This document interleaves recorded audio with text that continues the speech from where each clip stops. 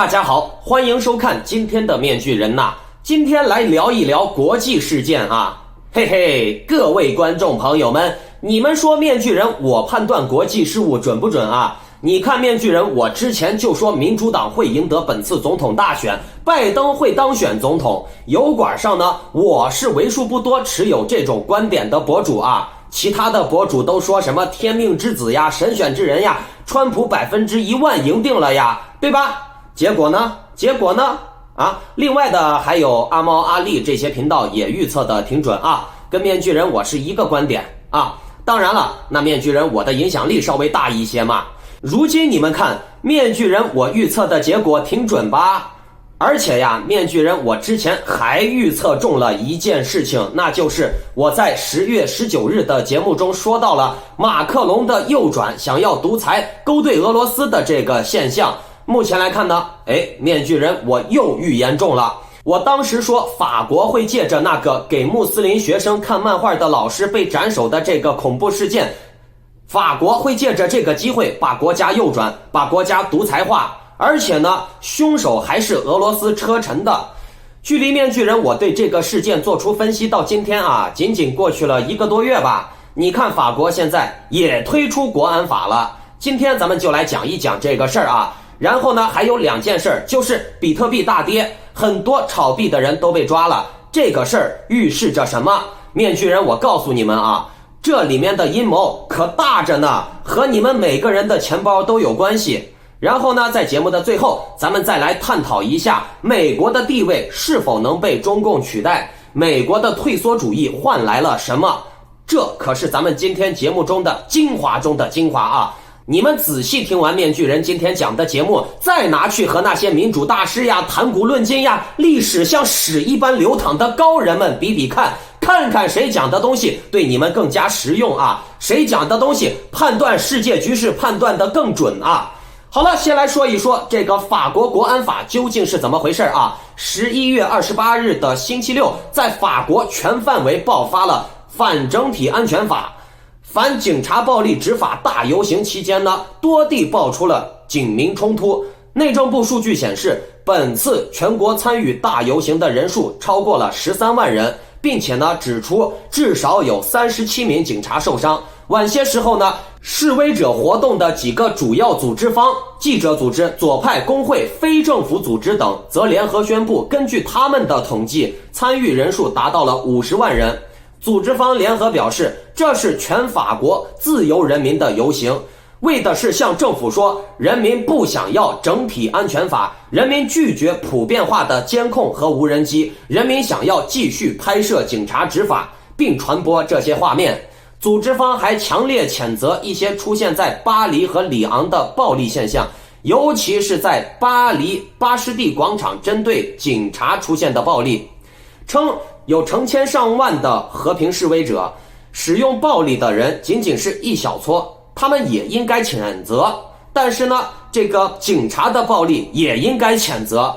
这场运动才刚刚开始，接下来法国人民会继续战斗，为了法治国家，为了民主，为了共和国。他们还呼吁总统马克龙倾听人民的声音。除巴黎之外，马赛、雷恩、里尔、蒙彼利埃、斯特拉斯堡、里昂等70多个城市也爆发了大规模游行，其中呢，里昂警察局统计该地示威者人数有7500人，全国范围内至少有数万人参与了游行。人们抗议的主题有反警察暴力、反警察政府、反偏向专制独裁、要求保全新闻自由、反种族歧视等等。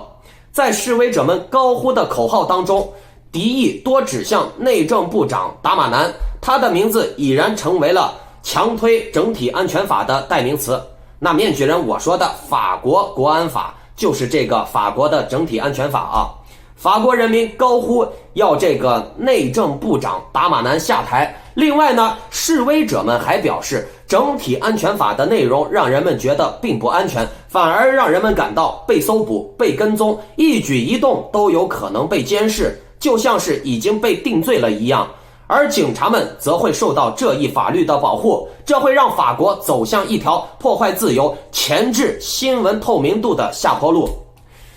那说到这儿了，可能有观众会问啊，为什么法国群众如此痛恨反感这个整体安全法呢？面具人，我来给你们解密啊。整体安全法草案的第24条规定，如果在警察或者武警进行干预和执法的时候，对其进行拍摄，拍摄的目的是为了损害警察或者是武警的人身安全或者是精神状态，且画面等所有材料暴露了警察的面部或者武警的面部，或者是任何可以将其识别出来的信息，此类画面等载体的传播将会让涉事者、拍摄者面临1年的监禁以及45000欧元的罚款。45000欧元差不多快40万人民币了吧？也就是说，警察执法以后你不能拍了，懂了没？而且呢，你也不能传播。看这里面说的是涉事者和拍摄者都算啊，你传播你也是犯罪的。那这个法案就很夸张了，这就相当于香港国安法里面的不准拍摄港警是一模一样的。咱们都知道媒体是第四权，媒体是独立的啊，一个国家的民主恰恰是由媒体来监督，这个中间占了很大的成分的。如果媒体不能透明，媒体不能监督的话，这个国家很容易民生民主倒退的。媒体既然是独立的，媒体也确实对政权有很强的监督力量。那面具人之前直播的时候就说法国当时有消息传出来法国的记者以后采访要向政府报备，这搞得跟中共一样嘛，对吧？现在呢直接立法了法国版的国安法，警察执法以后都不能拍摄了，那以后是不是还要立什么法记者要拍摄谁怎么发言必须要领导人点名你才能发言呢？跟中共是一模一样的。那这么做以后会造成什么样的后果呢？那就是警察执法的时候丧失了媒体的监督，并且呢，人民群众在被执法的时候会丧失一个取证和备份的权利我被执法，我总有理由可以拍摄取证吧？以后咱们就算打官司，我也可以把这个东西拿出来当证据嘛咱们都是这个画面中的参与者谁也别耍赖。但是呢，这个法一旦立出来了以后，你就不准拍。你不准拍的话，那一切东西都可以按照黑箱套路来操作运行了。说白了，警察在没有监管的情况下可以为所欲为，比如抓哪个女人的时候咸猪手摸两下或者弄两下，是不是？而且呢不准拍摄嘛，对吧？你不拍摄就没有证据，没有证据那警察想干什么就干什么，对不对？比如殴打呀、暴力事件呀、警察过度暴力呀，你都不让拍摄，你不让拍摄，那警察想怎样就怎样。其实面具人，我有时候在想人类为什么需要法律？那就是因为人类的动物本能导致人类是不可能完全讲理的，人类是不可能完全理性的，而法律呢，就是保证人类不做出野兽的举动，不丧失理性，或者是人类丧失理性的时候，他会考虑到法律的限制，那法律就会惩戒和限制这些野蛮的行径。可是呢，当法律反过来成为了这些野兽行为的保护伞的时候，我们可以将这种法律称之为恶法，对不对？禁止拍摄警察执法，这本来就是一个恶法。你警察就是执法的，你警察就是公正正义维护世界和平的代表，那你既然是正义的，你既然是维护和平的，你为什么害怕人家拍你，对不对？你如果说你怕你的脸暴露了，你如果说你的这个行踪怕被人家暴露了，你可以戴面罩，你可以戴头盔嘛，对不对？但是你的这个执法过程、执法行为，你必须是公开透明的，否则呢，你一个黑箱操作，你想抓谁抓谁，想打谁打谁，那还叫警察吗？那叫黑社会，对不对？直接趁你晚上一辆车过来把你带走了，或者把你按那儿打一顿，这叫警察吗？这叫维护世界和平吗？这叫破坏和平，这叫破坏人权但是面具人，我告诉你们一个悲剧这一项法案呢，已经在法国的国民议会得到了通过，等待参议院审核，可以说很快就要落地了。法国时政和调查新闻网站在11月22日刊登的一份联署声明上面包括来自民间社会的33位知名人士呼吁马克龙撤回整体安全法，以及反对分离主义的法案。这个反对分离主义里面包含的就是这个宗教权呀，还有这个民族乱七八糟的东西多得很啊。但是呢，这个法案也会激起法国这种多民族社会的这个民族矛盾的。民间人士以及社会的知名的公知啊，大家一致认为法国搞的这种法案会使信息、意见、信仰、教育、结社、示威和抗议自由的倒退。这份声明的联署人包括数学家维拉尼、政治学家罗伊、律师布尔东、前足球明星、现任反对种族主义教育基金会主席图拉姆等。他们在2017年大选中都曾经为马克龙投过票，但如今呢，针对整体安全法案的推出，大家都开始反对马克龙了。这才叫民主，懂了没？我今天支持你，我明天也可以反对你，这种精神呢，是咱们华人所缺少的。咱们华人啊，今天支持谁，一旦跪下去了，这个膝盖就站不起来了啊！今日跪下去，一日为奴，终身为奴。今天投谁的票，以后呢，生是他的人，死是他的鬼。这些公知们呢，他们大声高呼说：“总统先生，我们投票赞成的可不是这个啊！我们当年给你马克龙投票，并不是让你出来搞什么限制新闻自由、限制人权。”搞种族斗争的啊，并且这些公知认为啊，面对世界的混乱，面对世界秩序的失衡啊，以您马克龙名义行事的政府和议会的多数派正在以虚幻的安全为借口来限制我们的基本自由。法国人民已经意识到了世界正在陷入混乱当中，世界的平衡和秩序正在失去。那这个跟美国的退缩主义，跟中共的激进主义都是有关系的。这些公知的声明称啊，相关法案如果最终成为立法，会导致自由倒退，放任这种对自由和权利的侵害，正是极右派新法西斯主义者们的梦想。各位观众，你们看好了啊！作为左右学说的发源地、自由革命之家的法国人民，还是很清楚的能看明白左右的区别的，不像咱们一些傻逼华人被共产党的大外宣和厚黑术洗脑洗的左右颠倒了，认为左派是右派，右派是左派，把口号的反右实际反左解读成了右派被名义上反，所以呢越右越好。却不知道他们自己却中了中共的阴谋，不知道中共的反右实际上是反左。近年欧美国家崛起了以川普主义为首的保守派，可以称之为民族主义右派，正在逐渐取代传统上占主导地位的新自由主义右派。民族主义右派和新自由主义右派的区别在于去掉了自由，加入了民粹。比如说，新自由主义追求自由贸易，积极在国际上推广自身的价值观，推广贸易繁荣；而民族主义右派普遍在国际事务上、多边贸易上面持有一种保守甚至是反对的态度。这究竟是为什么呢？全球化，说得更直白一点，就是外包与离岸生产重塑了整个全球经济秩序。给大家举一个很简单的例子。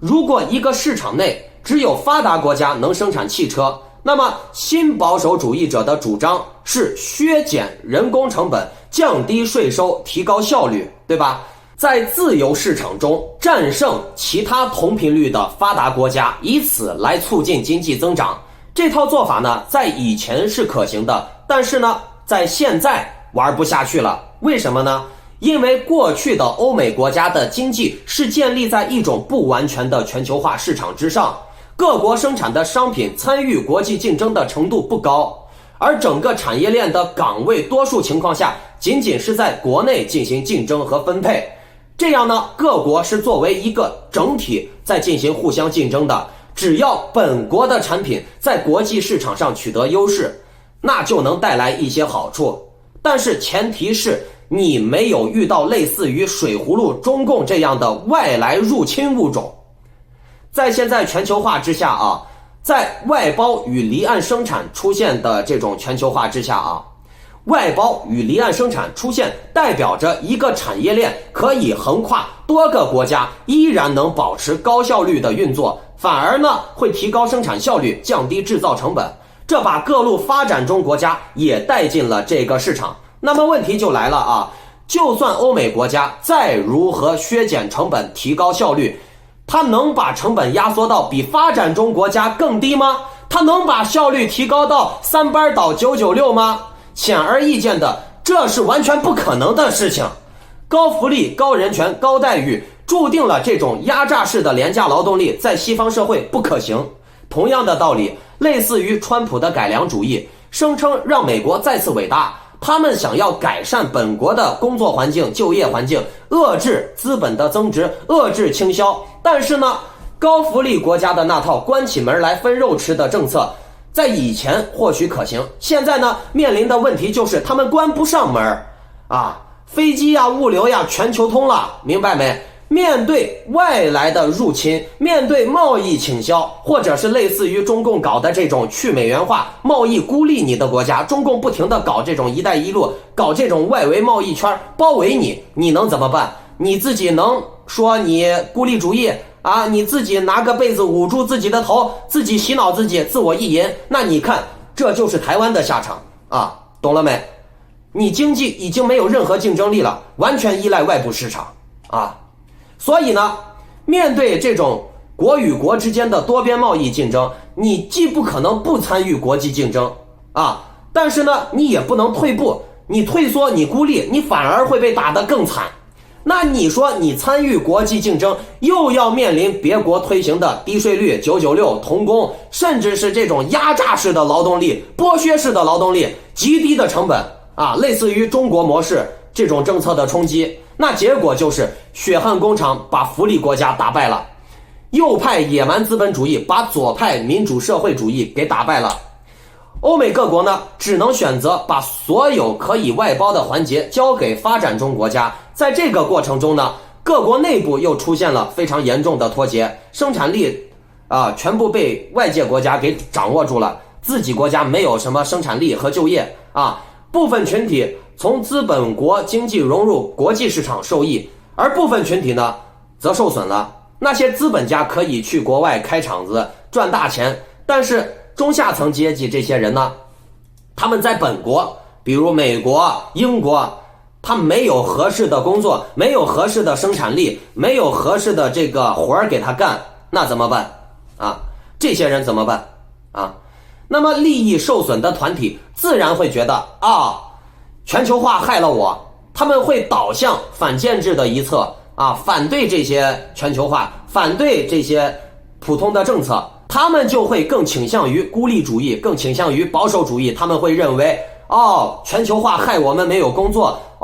别的国家抢走了我们的工作机会。可是呢，这些人却想不明白，那些发展中国家的人的工作机会是怎么来的，是以血汗工厂极端的压榨劳动力来的啊！你让美国人能吃得了富士康的那种苦吗？吃不了。但是政客不会这么给你说，政客他是要以煽动民粹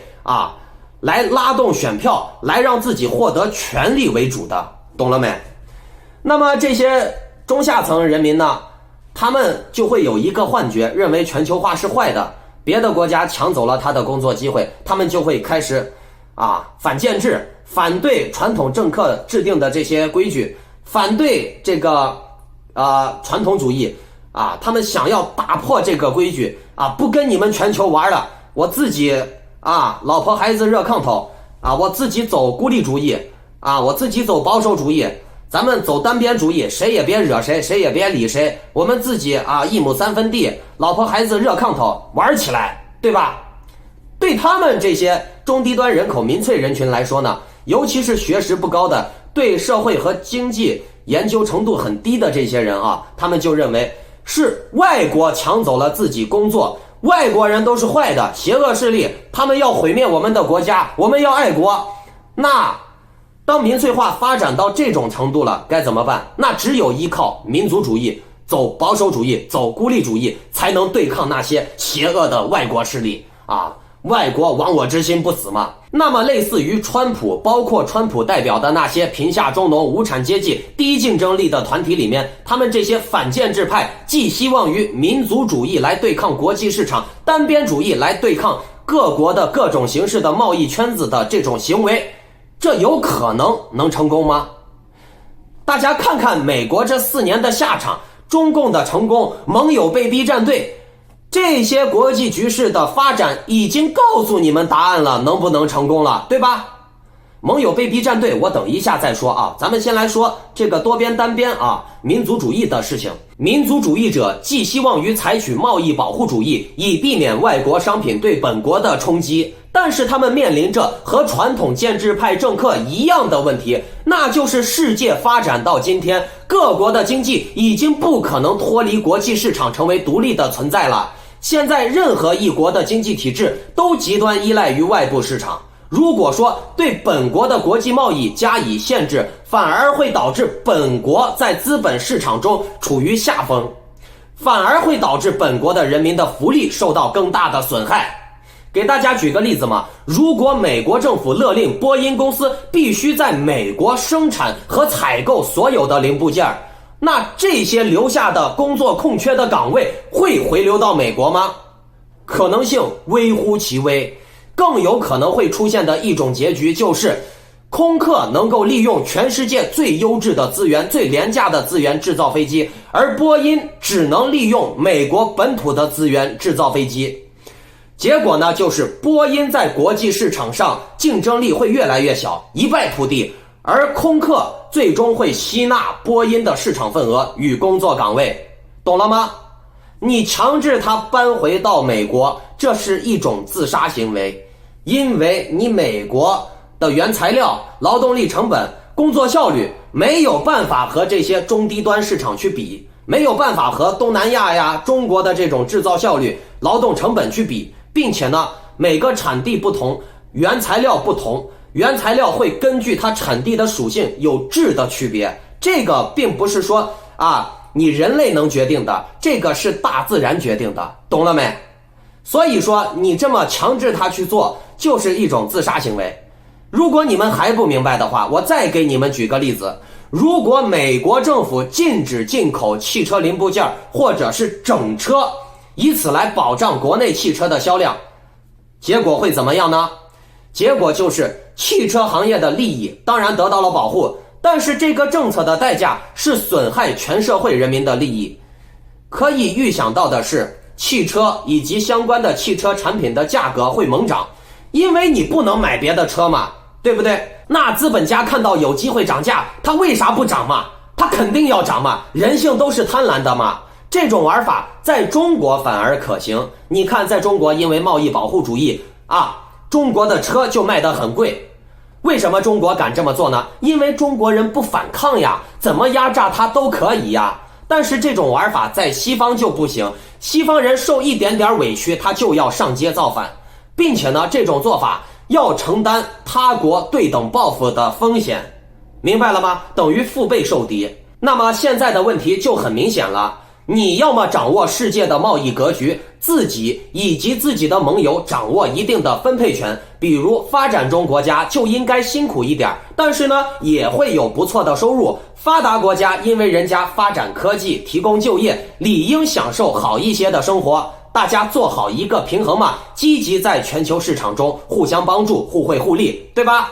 显然呢，中共目前就在做这个事情，但是中共这种奴隶主模式的贪婪是无法满足的，他直接略过了给发展中国家人民一定的好福利。其实大家想想嘛，把中共这些贪官的钱合理分配给人民，其实呀，中国人过得也不差。但是呢，中共的统治模式就是以丛林法则、极端压榨、绞肉机模式来维持的。中共他认为人民是最下贱的杂种，不能给他们一点点权利，否则呢，他们就会得寸进尺、蹬鼻子上脸、上房揭瓦、造反。目前来看呢，中共这套模式还是很成功的，他利用阶级斗争啊，利用高压维稳呀，人民群众斗人民群众呀，成功的驯服了大陆人，当然了，也驯服了香港人、台湾人。为什么？你看中共他在港台这块的实验啊，成功的证明了言论自由并不重要。言论自由的环境下，也可以靠意见领袖来做防火墙，懂了没？言论自由的环境下，也可以把人民洗脑成极端无脑的暴徒。反而呢，美国现在的问题就是在全球争霸下被打得节节败退，就是我刚才举的那些波音呀、汽车之类的例子。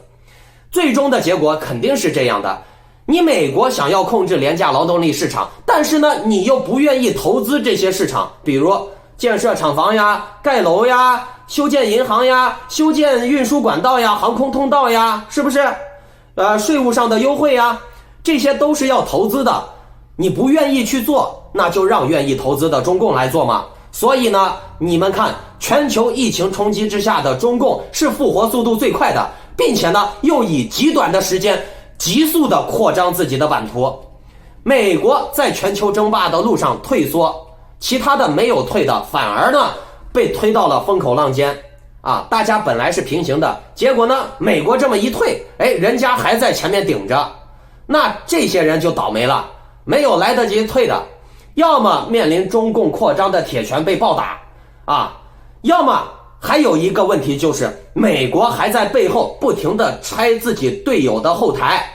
这些队友现在面临的是什么情况啊？前有狼后有虎，要么被中共殴打，要么就被盟友美国加关税出卖，不得不选边站呀。毕竟每个国家自己的老百姓也是要吃饭的嘛。所以呀，你们看日澳在被美国也加关税之后呢，被中国威胁之后呢，对，中共前几天还给澳洲红酒加了200%的关税呀。日本生产的芯片又不能卖出去赚钱，只能让美国卖。你说美国的这种行为让人寒心不啊？而且美国也给澳洲加关税，无奈之下呢，日本呀、澳洲呀，前有狼后有虎，怎么办呢？只能选一方站队了，被迫你看啊，日澳选择加入 RCEP， 对不？并且呢，日本和澳大利亚宣布就签署互惠准入协定，基本达成一致。这个协定可厉害了，这是日本自从1960年签署驻日美军地位协定后，首份允许外国在其领土上军事存在的协定，也使得澳大利亚成为世界上第2个仅次于美国与日本有共同防务的国家。听好了，澳大利亚成为了世界上第2个仅次于美国与日本有共同防务的国家。你别小看这个话题啊，这个就类似于去美国化了，懂了没？你们看啊，美国的影响力又进一步的削弱了啊，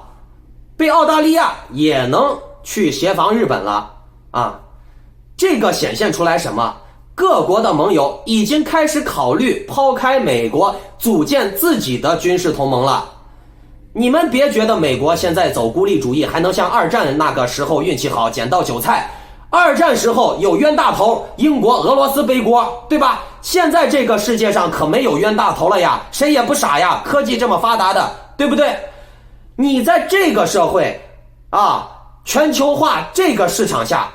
高度发展、高速发展的各国竞争之下，你美国一旦退缩，那就再也爬不起来了，会远远的被甩在后面的。而法国的这次右转也是在做测试。你看马克龙先搞宗教迫害、宗教对立、种族迫害、种族互相斗争，发动人民斗人民嘛。现在又开始迫害媒体，禁止媒体采访了，禁止老百姓拍摄警察执法了。那这些套路你们觉得熟悉不熟悉？这都是中国模式呀，并且呢，马克龙也经常向习近平普京取经的嘛。很显然，真正的自由之家的法国已经是在全球争霸之下变得类似于二战的意大利，选择站队极右派中共、俄罗斯这一帮了。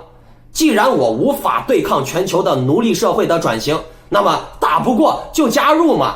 好了，来讲最后一个新闻啊。面具人我之前还预言准了一个事情，那就是我讲数字货币的节目当中我讲过这个数字人民币是不可靠的，并且呢，我更加强调了数字货币类似于比特币火币这些玩意儿，你想把它作为保财保命避险的措施也是不可靠的。最近呢，中国这边发了一个新闻，这个新闻称币圈第一大案二审宣判，11月26日，根据最高法院中国裁判文书网披露，江苏省盐城市中级人民法院发布了一份二审刑事裁定书，驳回上诉，维持原判。根据盐城市中院二审判决，该案涉及比特币、比特现金、达氏币、狗狗币、莱特币、以太坊、柚子币、瑞波等8种虚拟代币，折合人民币达148亿元。那这个钱就充公了吗？就被没收了吗？这些人还要判刑吗？你看，中共现在又割了一大波韭菜呀。面具人，我之前的节目多次提到过，你在中国能买到的数字货币啊，你在中国能见到的数字货币交易所，都是党的人在做庄的，都是党控制的，明白了吗？并且呢，有很多数字货币大佬已经被控制起来了。而且我当时怎么说的？我当时说，你把数字货币作为避险措施，短期内可以，但是呢，你长期它会震荡的，它会有浮动的。你看比特币昨天跌到今天啊，那跌幅大的，你要是买几十万进去，买几百万进去，你亏惨了，知道不？啊，这个涨跌幅度太大了，并且呢，比特币也好，火币也好，以太坊也好，这些币呢，人为操纵的可能性太大了，不确定性太大了啊。